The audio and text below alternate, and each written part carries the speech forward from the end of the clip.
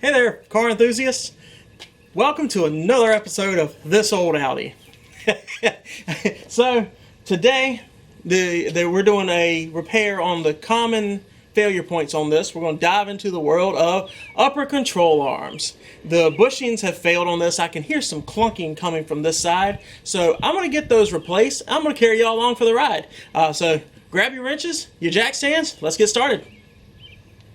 So, safety first. It's always important to take extra care and make sure we don't have any unexpected surprises while we're doing this. I've got my jack out. It's already underneath the jack points. We're getting ready to raise this car. I've got a jack stand, some of the tools that you'll need. I've got an impact with a 17 millimeter on it. We're going to use that to take the tire off.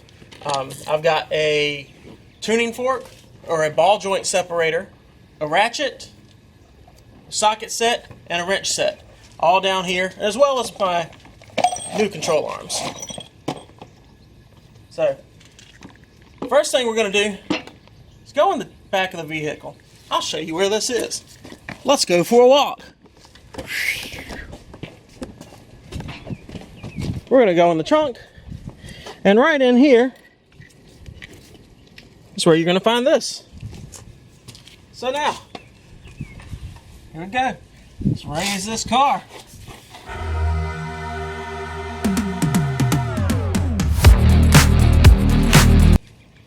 We're going to use our little tool from the back to pop our logo or our center cap out. And now, here we go. Set to take them off.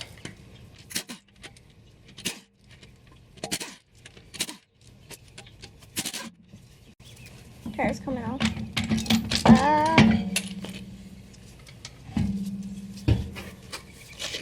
That's a good looking tire.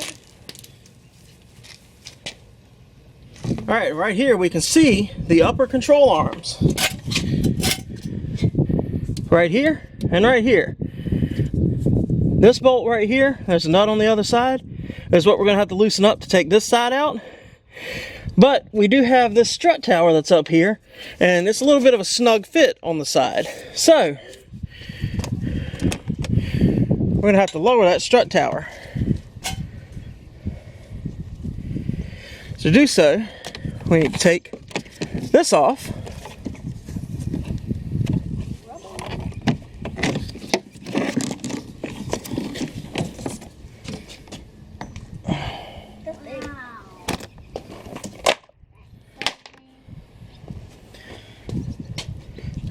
And once we get that off, you're going to see that there is a cover right here.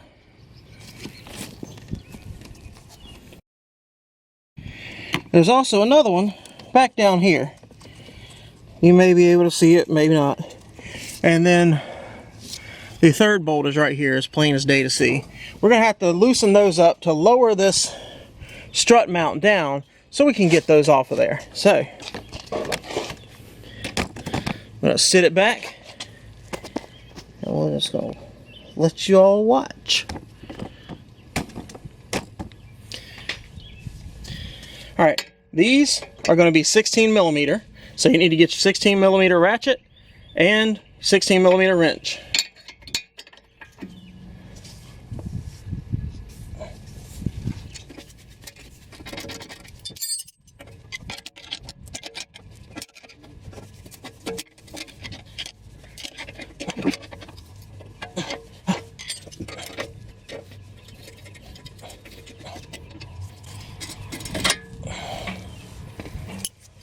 And there we go.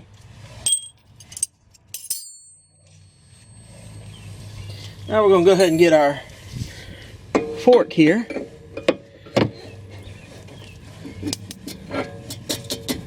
There we go.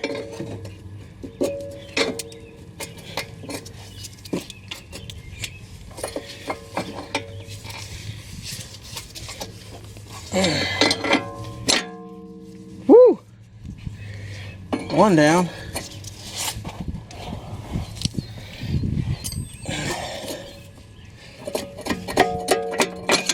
Two down. Alright, now we're good to go here. We got this off. We're just going to kind of let this lay off to the side. Now, before I go much further here, I'm going to compare our two parts.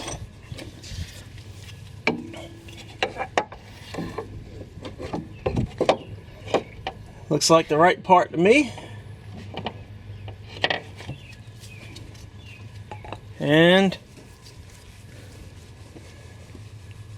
this one looks like the right one to me. So we should be good to go with these parts. So I was having a little trouble getting my socket or my ratchet in there with the socket on it. So I went and got a second wrench. Just that way we can loosen these up.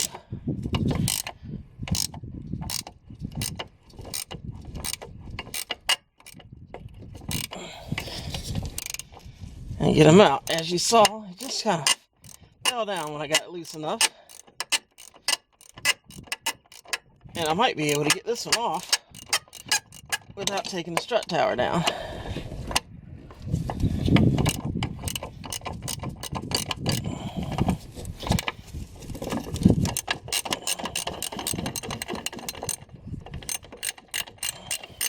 These are going to be 16 or 5/8.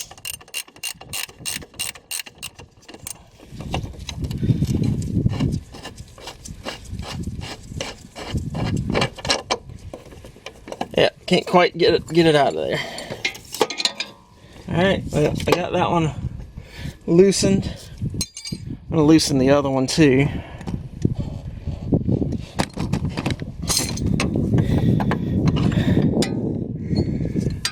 Yeah, this one's going to have to wait till we get that strut tower loosened up. So that's what we're going to work on next.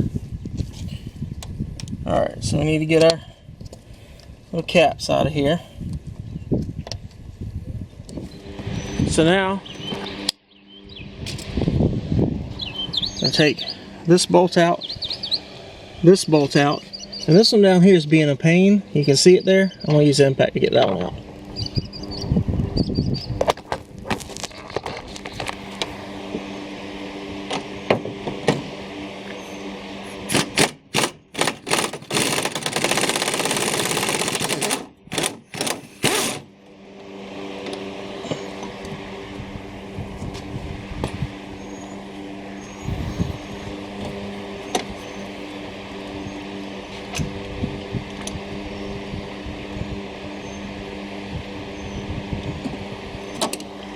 Just about lost it.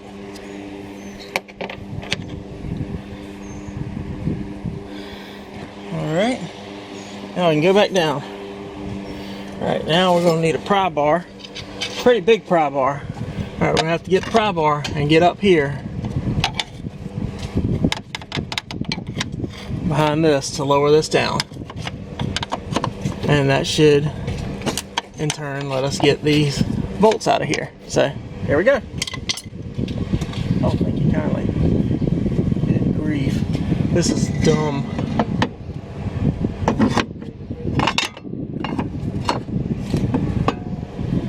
So it's turning into a pretty big hassle to get in there. I've managed to lower this, use this bar here, and lower it down enough to be able to get this side out. Now I got to figure out what to do with the other side there, because I still can't reach that one. I'm going to have to rotate it around some kind of way, but we're getting there. We're getting there. Alright, so there we go.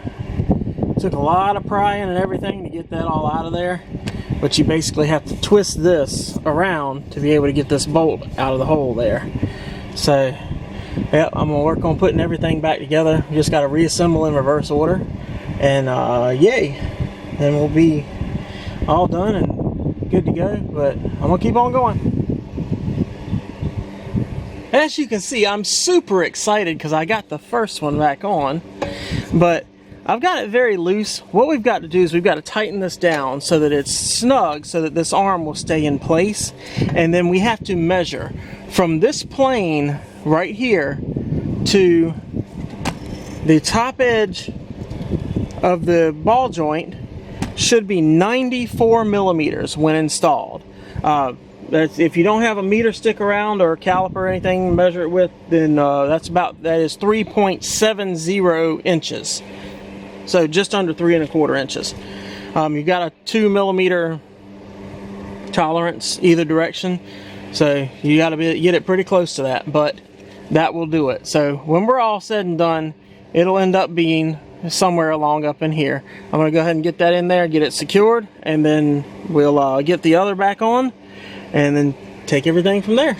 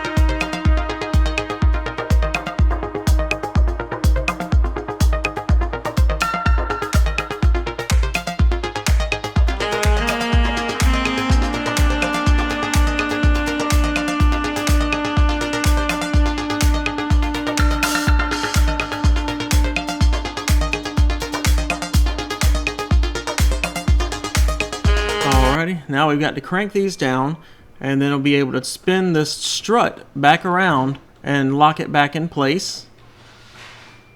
Just need to get some measuring done. And here we go. So I've got that spun around, everything's measured out and tightened down. I did get my other jack out and then raise everything up to put those ball joints down in the holes. It took a little bit of persuasion. I had to get my pry bar and then put the pry bar right up on the top and then down on the bar and pressed it down in place, and it all worked out fairly well. I just need to tighten this bolt down and the nut. Don't forget to tighten your 3 bolts back up top and put that cover back on, and you're all set to go. So the camera battery ran out, but I ended up taking a page from the Car Wizard's book. If you haven't seen his channel, be sure to look him up. He works on all manner of vehicles in his shop, including exotics. So the Car Wizard also replaced the upper control arms on his S6 a few years back, and instead of the measuring, he used a jack to raise everything to the ride height for final tightening. It works out as a great way to get those arms positioned. So thanks, Car Wizard. Here's some footage from the test drive, just making sure that everything was working right. Enjoy.